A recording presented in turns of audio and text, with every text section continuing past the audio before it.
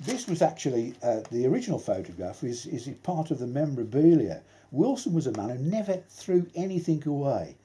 When I started to research my book 20 odd years ago, I was lucky enough to visit America and speak with his granddaughter, who had got a chest full of memorabilia. There was everything. There was old coins, banknotes, postcards, letters, photographs, train tickets, everything that Wilson had used on his travels.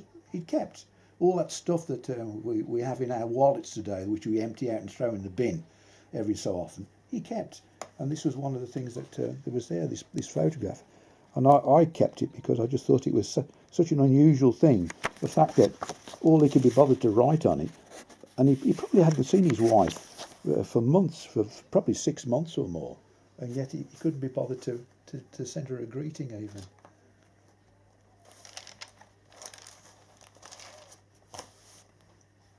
This is one of the later photographs of Wilson taken in China. This is just after he broke his leg while collecting Lilium regali bulbs just outside of Chengdu. His leg was actually smashed in several places, and it was feared that he might actually have to have his leg amputated.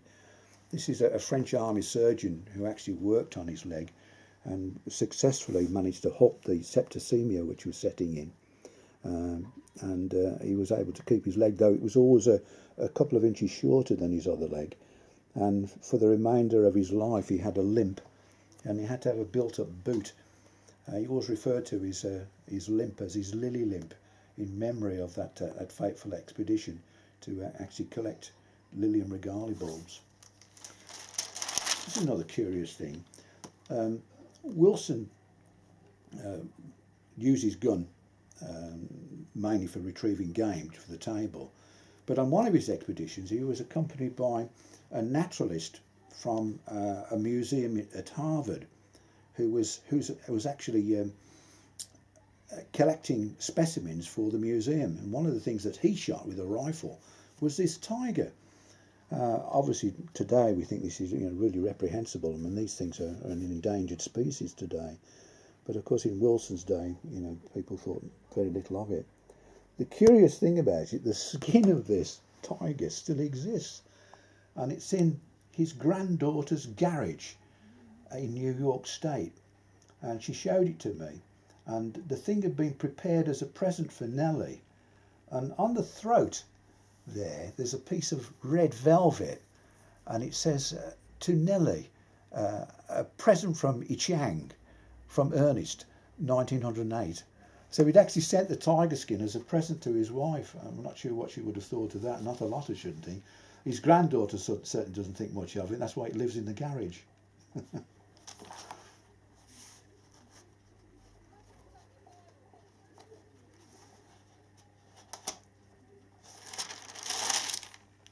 Wilson always had a really good relationship with his Chinese collectors. This photograph here, taken in 1910, shows just about all his men that was on that expedition. I think if you count them up, I think there's 20 odd of them. Some of them were employed as collectors, some were employed as baggage handlers.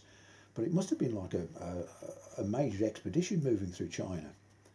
But the strange thing was, for each expedition, the same men would come back. They'd hear that Wilson was again in China, and they'd come back. He paid good wages, and he was fair with them, and they enjoyed the work. Another curious thing is that the ancestors of some of these men still exist, and in fact a botanist, professor by the name of Ying Kai Pu, actually managed to track down some of the grandsons of his men, who actually still live in the same village that Wilson first went to find his men.